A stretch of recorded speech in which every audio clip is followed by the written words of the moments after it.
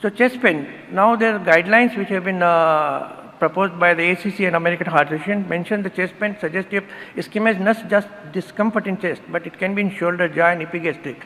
Should not be described as atypical. Now it should be described either cardiac, possibly cardiac or non-cardiac. This is what the current guideline says. And we all know how to understand the chest pain, whether it's a central pressure, squeezing, gripping, heaviness, the chances of more is to cardiac. When it is sharp, fleeting, shifting or pleuritic, it is more likely non-cardiac. So chest pain, we have to consider a woman, they are underdiagnosed because potential other cardiac causes should be always considered. In women presenting with chest pain, obtain a history that emphasizes the accompanying symptom for acute coronary syndrome. Sometimes we are misled. However, the same thing happens in the elderly. When they are above the 75 of age, ACS may present a shortness of breath, sometimes syncope, and sometimes like acute delirium and unexplained fall. We shouldn't forget about it. Clinical examination, I think most of you know what clinical examination is needed, but we should always rule out acute coronary syndrome from other potential serious causes of chest pain like acute aortic dissection, acute pulmonary embolism, esophageal rupture and its complication. So initially when patient comes in your setting, like in office setting, you should have ECG within 10 minutes. If chest pain is in emergency room, patient should get immediate troponin test as soon as possible. And if chest pain patient is in office, avoid any delay to transfer the emergency department because waiting will be more serious. Serial ECG, if suspicion of AC is high, persistent symptom or clinical condition deteriorate. If initial ECG is not consistent with ACS, if it's consistent with ACS, immediate treatment either NSTMI or STMI guideline should be followed. Supplementary ECG electrodes, particularly V7 to V9, are sometimes useful in patients we have got strong suspicion to rule out posterior MI. These are the usual ECG picture which I think you know very well. A diagrammatic algorithm and triage of the acute coronary syndrome, whether ST depression or ST elevation, and you have to follow a patient either observe or run in MI course and then treat them very aggressively. So now ECG directed management of chest pain. Once patient comes with a chest pain history physical examination, you will see the ECG either STMI or you either see diffuse ST elevation, sometimes it may be pericarditis. If it is ST depression with new T-wave inversion, then possibly NSTE. And non-diagnostic or normal ECG, then repeat ECG and V7, V9 lead should be definitely taken care. If there is new arrhythmia, we should follow the arrhythmia guideline also because sometimes it can be important thing. Serial troponin is very, very important, useful to identify abnormal value, and high sensitivity troponin is preferred biomarker. But however, upper limit of the troponin is different in different institutions depending upon what type of the assay they are using. So one should be aware because sometimes night someone will say trop I is 2 and someone will say it is 100 when we don't know. So we should always ask what is our normal in institute. But there are certain causes of the false high troponin, tachyarrhythmia, heart failure, hypertensive emergencies, myocarditis, Tokushima syndrome, valvular heart disease, aortic dissection, sometimes pulmonary embolism also. So we should not get confused. So at that time your clinical judgment with Allah clinical evidences will help you, the patient. Now we have to highlight patient whether it is asymptomatic, low risk, intermediate risk, high risk or acute coronary syndrome. We know in asymptomatic and low risk patient possibly we don't need much testing and patient can have deferred testing like ECG or CSE scan. In intermediate risk, you may have to do, depending upon whether the patient is non-CAD or without CAD. In high risk, of course, I think all of you know how to manage because it is very common.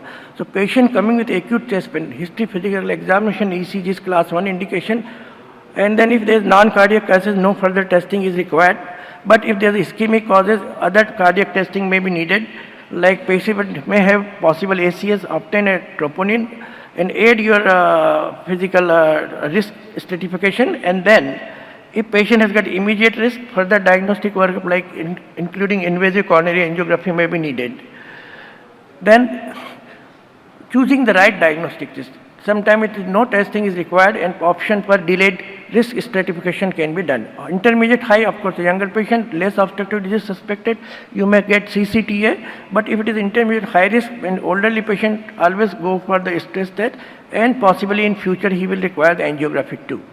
Now choosing the test and testing, either if should know what is your goal, what is the availability and expertise, which is very, very important in our country, likelihood of obstructive CAD and prior test result if whether patient had positive or previous normal test, or other compelling indication like anomalous coronary artery. These are all things which we have to consider whether we should favor CCTA or we should go for stress imaging or further coronary angiography. So, well, if you are going by exercise testing, then you know ETT, stress echocardiography, SPECT MPI, PAT or stress CMR. The patient is capable to do exercise, he should be then going for stress echo or ETT. If you want to know quantitative flow also, then you possibly will use PAT MPI and stress CMR. And if you want to see LV dysfunction, of course, echocardiography is one of the very, very simple and easily available. So now, algorithm for patient with acute concern with intermediate risk, with no known CAD. Prior testing, it was done and it was normal, then you can discharge the patient. Prior testing was inconclusive and test was done like TMT about a year back, you possibly can do CCT, and if it is non-obstructive, again patient can be discharged. Sometimes it is inconclusive, then you may have to go FFR CT and you have to do guideline directed medical treatment. But if patient is not responding, possibly do angiography and then do all these things. Now we have another group whether prior testing has not been done. He can go for any stress test, and if positive, then again you have to go for either CCTU, and ultimately you come to invasive coronary angiography after guideline directed treatment fails. Then, so intermediate risk patient with acute chest pain and known CAD, guideline directed medical treatment should be optimized. Invasive coronary angiography is also recommended, and CCTA may be useful in non-obstructive CAD. But if chest pain is more than 40, chest pain with stenosis of 40 to 90% in proximal or mid segment of any coronary artery, possibly CCT and FFR CT but vessel specific ischemia may be helpful in deciding the further thing. So any patient with new onset angina, stress imaging or echocardiography should be done. Now patients who are already having known to CAD, they are very clear because we know that this patient is already having CAD and he has come for the chest pain. You will do either CCT and then immediately you will see for obstructive CAD, FFR, and followed by guideline treatment, directed treatment. If not responding, then you go for coronary angiography and then decide what ultimately patient requires. So high risk patient with acute chest pain, I think all of you know how to manage them, but these are the patients who are having new ECG changes, high troponin, new onset LV dysfunction, severe ischemia and stress testing, or hemodynamic instability. They are should be considered high risk for short-term MACE also. And this patient possibly will require angiography as early as possible, and high risk patient with chest pain, troponin positive and obstructive CAD has been excluded.